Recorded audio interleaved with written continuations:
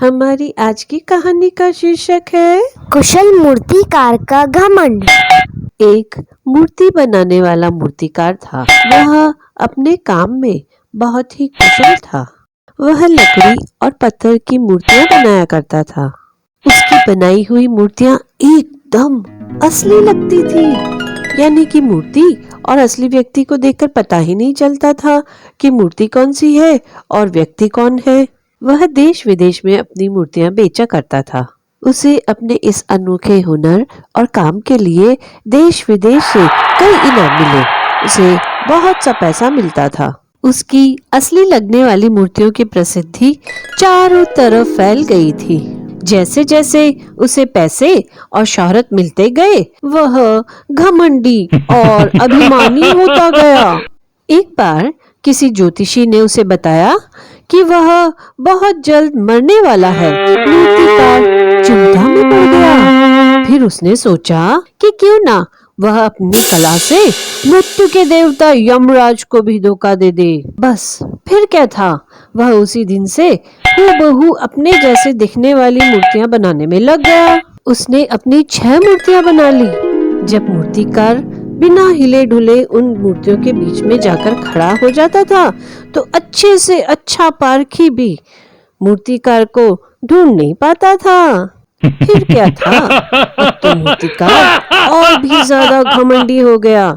उसे लगा कि वह यमराज को भी आसानी से धोखा दे देगा और अपनी मृत्यु का समय टाल लेगा। जिस दिन उसकी मृत्यु होने वाली थी, उसने सभी मूर्तियों को अपने कमरे में लिटा दिया और खुद भी उनके बीच जाकर सो गया। अब कोई भी मूर्तिकार को ढूंढ नहीं सकता था।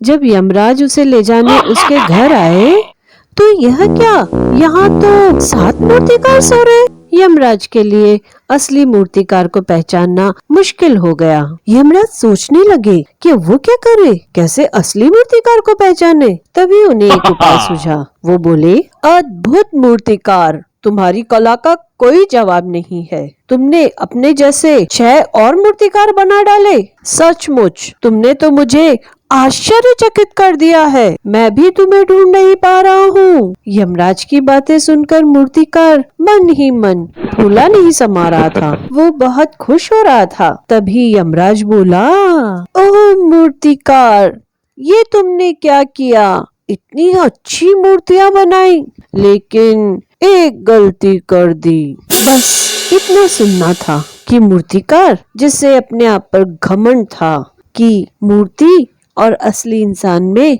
जरा सा भी अंतर नहीं होता था, उसकी मूर्तियों के लिए यमराज यह कह रहे हैं कि गलती कर दी। उसे मन ही मन गुस्सा आया। उसके अहंकार को चोट पहुंची थी और वह उठकर बोला, किस गलती की बात कर रहे हो यमराजा?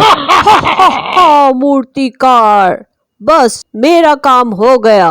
मैं इसी गलती की बात कर रहा था। तुम में जो घमंड और अहंकार है, वह तुम्हारी मूर्तियों में नहीं है। इसीलिए जब तुमने अपनी गलती की बात सुनी, तो घमंड में आकर बोल पड़े और उसी घमंड के कारण मैं तुम्हें पहचान गया। अगर तुम बोलते नहीं, तो मेरे लिए भी तुम्हें पहचानना बहुत मुश्किल था।